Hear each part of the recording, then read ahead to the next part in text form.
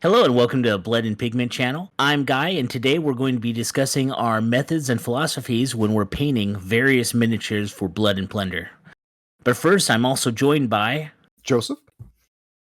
And Dan. So the first thing we want to go over is prep work. When you buy a blister of models or in the far and distant future, a sprue of models, how you go about making it ready to paint. Because a lot of people don't realize, I think, when they get in this hobby, that there's a lot of stuff you have to do before you start painting. Yeah, this part of the hobby is kind of a big part of it. You can spend as much time painting and working as you do playing. I hate prepping models. I used to wash them, but now I don't anymore. I don't think it matters. But you can wash them, dry them, but that always annoyed me. And I stopped washing them, and it doesn't seem to do anything bad. So I hope that's fine. And then you got to work them over if there's extra metal or plastic on them or mold lines. Scrape those off. Sometimes there's a big chunk of metal on some of the, if it's an older casting.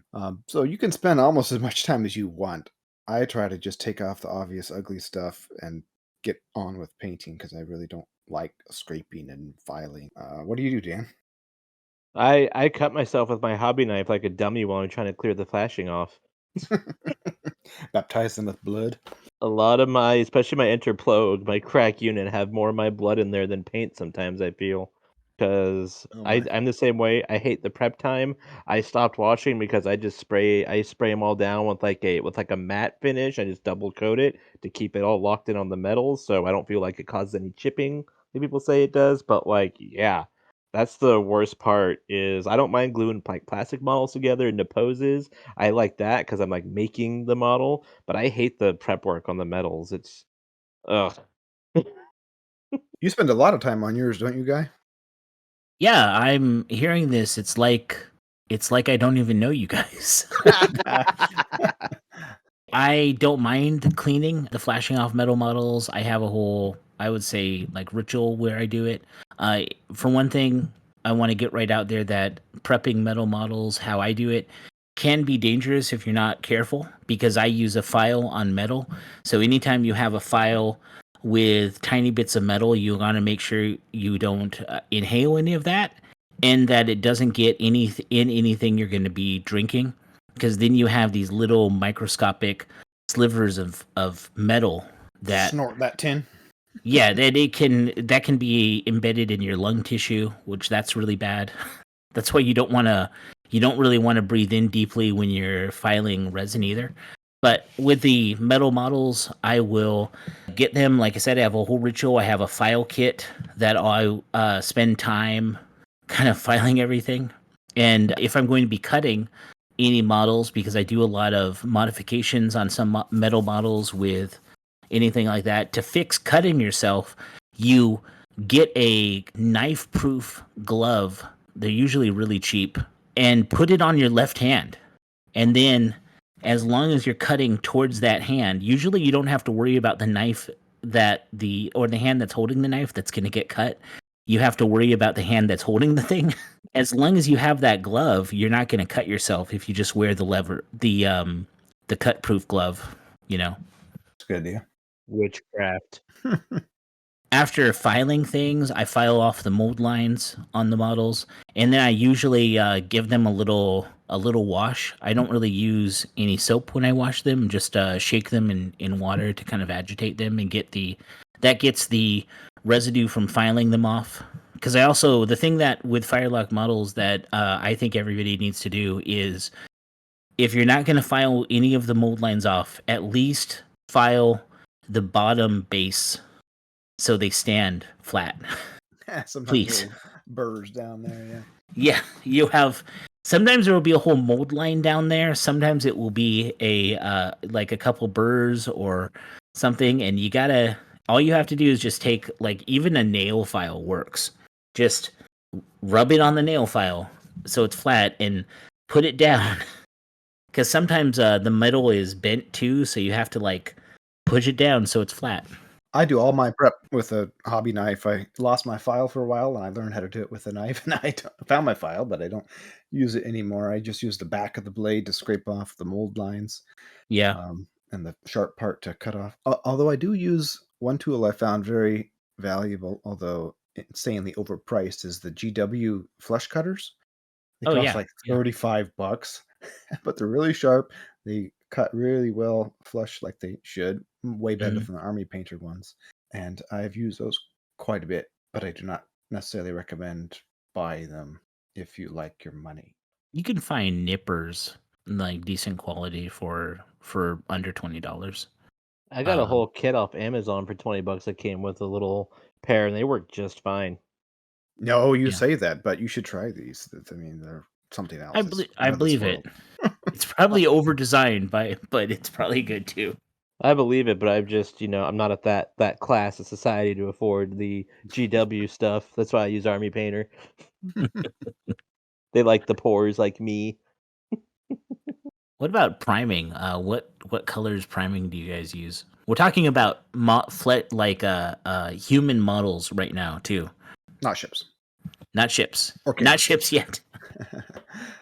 I used to prime with a zenithal method where I prime with a gray and then I just use rattle can, prime with a gray and then a white from the top, kind of reinforces a shadow effect where the lower under parts of a miniature tend to be a little darker because you have a darker undercoat. But lately, especially since I've been using some of the speed and contrast paints, I've just been using a light gray.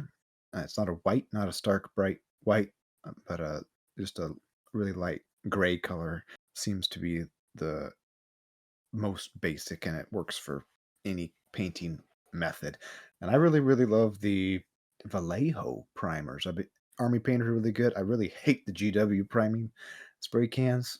It Yeah, feels me like I've too. used way too many different spray primers, but highly recommend the Vallejo primers right now. I think it's just a matter of you get more milliliters in the bottle compared to Games Workshop or the Citadel paints. The Citadel paints are about the same price as Vallejo, but they have less milliliters in them. They have a different finish too. I found that my GW primed miniatures kind of slick and glossy, and the paint would slip and slide around on it. While the Vallejo has a tiny bit of texture to it, or it was easier to work with. Dries faster too. That's a good thing to mention is when you're priming, you have to worry about humidity. Have you had any problems with that being up here?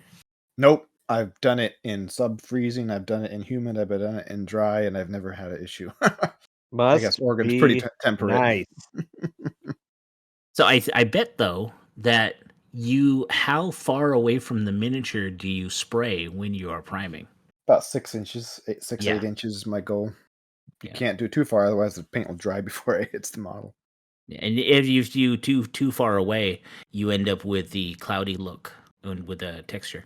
I do 6 inches too. A good rule of thumb is that's the difference between the distance about between your outstretched pinky and thumb Mhm. is 6 inches. So I used to do zenith too. I still do zenith on some models when they're especially when they're going to be wearing a lot of clothes, because then the the zenith will make it so you don't have to do any sort of like highlighting. You can just do, especially if you're batch painting, you can just do one layer on the clothes and a wash, and you already have the highlight built in. Since I don't use any of the speed paints. Yeah, that's the theory, but I never felt it worked as well as it should. Maybe I was putting too heavy of layer on. Yeah, you can't use a lot of the Citadel paints are kind of too thick for it to work on, in my Right. experience. But that's also why I'm trying to get away from them. Yeah, I just use a straight white, like Rust-Oleum primer. It's just flat white. That's what I usually use. If I'm Oh, painting metal, I will specifically get the metal primer that's, still gonna flat white. And again, 6 inches away because I use the Yeah. speed paints because I feel like the white really brings the color out, and I really like how bright the colors are. Looking at my models I've used speed paints on and ones I haven't, I really like the contrast, and we'll get into the speed paints later and why I love them, but the colors come out much brighter with the white. And I just 6 inches away, I go all around the model, make sure I get everything. And then I live in Texas.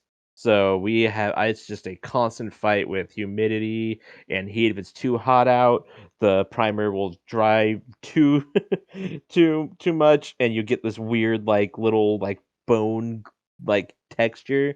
If it's Yeah. too humid out, it just won't stick to the model and it dries weird. So I usually gotta wait till it's a good day or like at night with the outdoor lights on to go out and prime because I'm just fighting with the weather all the time. I pretty much prime at night all the time because that's my hobby time. Between 11 and 3 a.m. Yeah, like I just use the cheap stuff you get at like either Home Depot, Lowe's, local hardware store. I haven't used I used the Walmart brand primer and paint once, and that was a absolute garbage rod. So I threw that out. Yeah. I could not recommend that at all. Don't. Just get You're with so a brave, dude. big name brand. I've never had an issue with the Rust-Oleum ever. I hated Rust-Oleum. It filled in the details. That was my experience too. It seemed like the paint came out so fast. That's the main difference I feel like with a hobby spray can and a industrial sort of or whatever. Yeah. Oh, I guess what I do, I don't like have a continuous stream. I do a spray, a spray, a spray. I don't keep a continuous stream going because that actually Uh, doesn't cover up the details. I have a little thing that clips to the top where it makes it a trigger, so I can pull the trigger to make the thing. I think it was like $5, and I do a quick little coat. I do small short jets as I work my way around the model, and that's how I get around. I didn't even think about it. I've been doing it for so long. But yeah, I don't have a continuous 3 round stream. burst. Yeah, essentially. I don't do a continuous stream. I do like a spray, a spray, a spray, a spray, and I just completely get it coated. I probably use a little more paint that way, but Rust-Oleum's cheap. And for me, at least it hasn't covered the details. That's what I did my Edward Teach. I even used Rust-Oleum on that because that's what I had. And looks great. Yeah, just to get used to that volume 'cause it's Yep. very different than a Vallejo or Army painter volume of paint. But yeah, I have some Rust-Oleum that I just won't use because I, coming from using the other spray cans, it just makes a big Yeah. puddle of paint on the miniature. But you can make it work. You can, and I always suggest if you're going to try out something like that, try it on something else first before spray painting a model that you care about. And even Like some junky models like Ziliden or yeah, something. Hey, but even every time I'm going to prime, I always like test out the spray can on just some of the cardboard I'm spraying on first Yep. before spraying them on the models, just to make sure that like sometimes if you don't shake enough, it will like come out kind of weird where it'll be spotty. I always shake the bottle as long as the instructions say on it. um Gives you a lot of workout, like doing 30 seconds of shaking, but I found that makes it so it uses an appropriate amount of paint when you're spraying. yeah, I do a whole minute. I shake for a whole minute. Yeah, and shake while I do 10 seconds. you do 10 seconds. Depends on how full the bottle is. If it's really full, I'll take a long time. If it's almost done, it doesn't need a lot of No, it shaking. doesn't. But yeah, I always do a spray on my cardboard first after trying to seal some miniatures I had finished painting and spray them all with white primer instead. Oh, Oh So no. I sad. always check. I remember that. That'll learn you. That'll learn you. We got some painting articles on, not a whole lot, but some of them on our blog, in addition to all the other articles we have about Blood and Plunger. Go ahead and poke around on the blog for more Blood and Plunger topics. Check out the rest of our YouTube channel as well. We're recording this during Hobby Week, and we'll be aiming to put out a video every Monday from now on. Subscribe and ring the ship's bell so you can stay notified of our uploads. And as always, keep your dice ready and the wind at your back. Yar har.